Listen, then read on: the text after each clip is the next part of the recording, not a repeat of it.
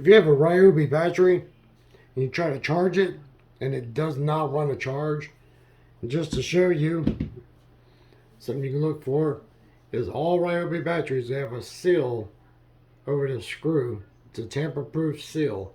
That's how you can tell if somebody's taken these apart or done anything with them. But this is a brand spanking new battery. There's no marks on none of these tabs, so it hasn't even been used. And I'll show you the difference between good, bad, not working, and working. Like this battery, this is old school, still works. This battery here, nothing. And I'll show you with the charger the difference between a good rechargeable battery and one that won't take a charge. Then I'll show you a nifty, quick, easy way of getting your battery to work again.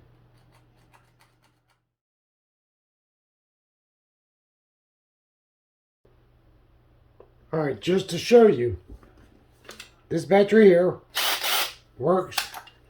Over here. This battery here does not work. And on Ryobi chargers, if you plug in your charger to a working battery, you'll notice it's blinking slowly.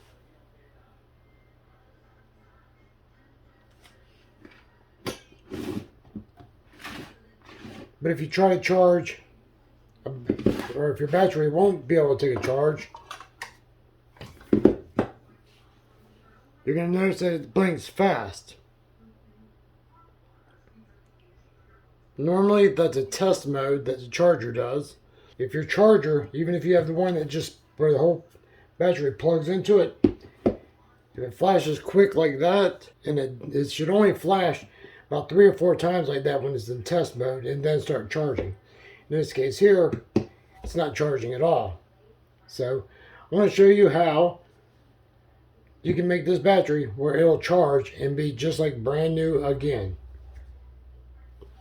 Old school batteries have the small 1 plus, only has a couple tools or has a bunch of tools on it. The new ones, different color, and has only 4 of them on there. That's a good way you can tell these two apart.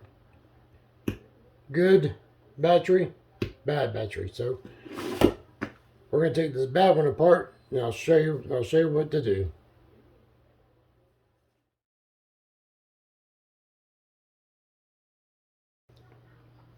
All right, for this, you're going to need a screwdriver. You can have individuals, or if you have one, you just put tips in.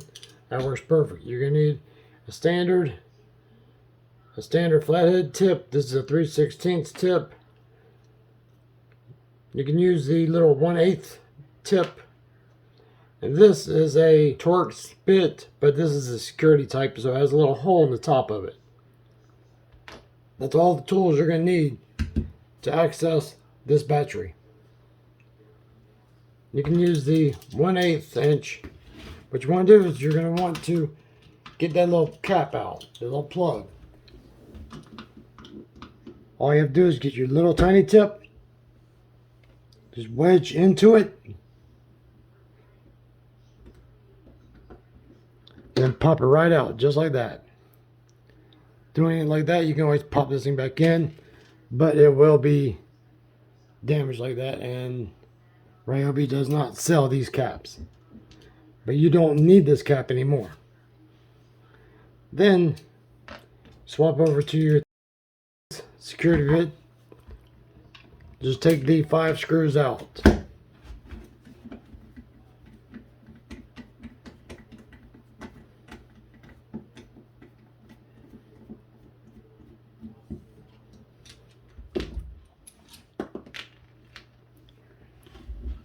Now there's 4 of the screws. The 5th screw is right there on the very top. You gotta make sure you get that one out too.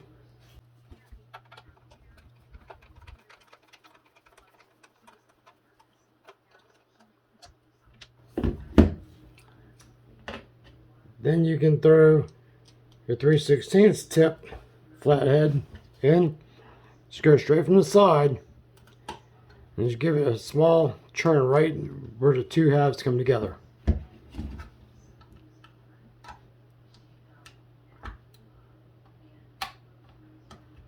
And lift it straight off, and there you have it. That is the inside of a Ryobi battery. Something to remember on this. This is your positive, that's your negative. And this next part, all you will need is simply a 110 to 12 volt power adapter. These are used on a lot of stuff. Home cordless phones, computer speakers, hard drives, a lot of things. And on the front, it's very hard to see on the camera. It actually shows you that the positive is the inside and the ground is the outside casing. So that's a good thing to know with these. And what you can do is if you have yours winded up, just want to unwind it, because you're going to want to just have a little distance on it. And in my case, I can just get a little screw, one of these same screws, just barely put it in there, finger tight, just like that. Because we just need connection on the inside just for a couple seconds. And if you have some lead wires, then you can use those. If you don't, you can just get a piece of wire, wrap it around, just remove the end piece of it, wrap it around the ground, keep it away from this. That way there you have your positive here and the negative here. Now I've got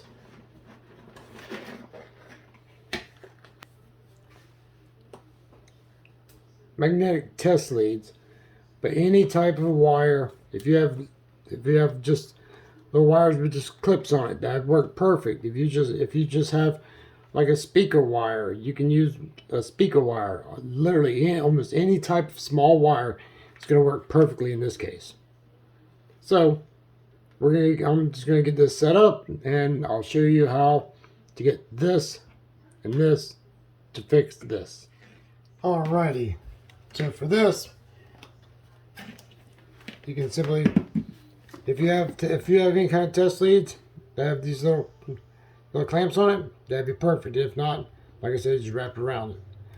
What you do is you get one wire, hook it up to the end, get another wire, and just grab the ground side here so that both sides are connected as part one of this. It's literally that simple. Then you can get your little transformer, plug it into the wall.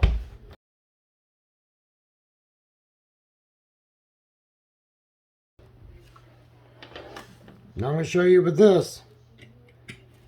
Plug this up, and you'll notice it's doing that whole double flash real fast. So that shows you this is not working. So we're going to unplug this. We're going to get the positive lead. We're going to connect it onto here. But you don't even have to connect it. If you can just hold it onto it just for a couple seconds, that's all it's going to take. All right. I'm going to do it like this. I'm going to grab the back one like that. Remember, ground goes back here, positive goes up here. And when you connect your lead, you'll probably hear a very slight click coming from the circuit board. And here we go. Not sure if you could hear that. Right now what it's doing is this transformer is supplying voltage to the circuit card. So now the circuit card thinks that there's power and it's ready to be charged. So as long as you keep these two wires touching on there like that, you can get your charger, plug it in here,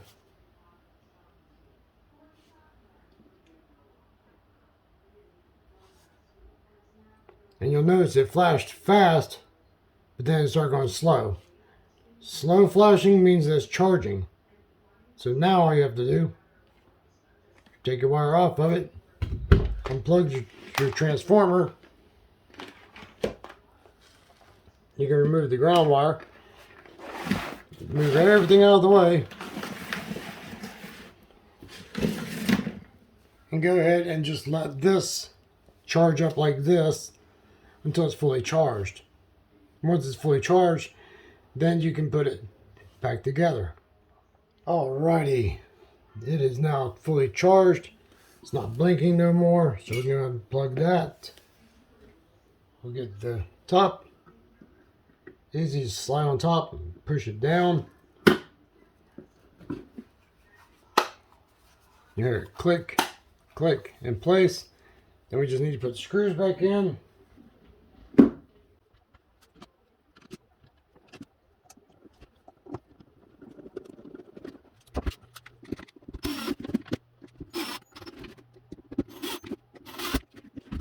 I was going to use the gun. Use my little screw gun, make it faster. But now we're going to get this battery. And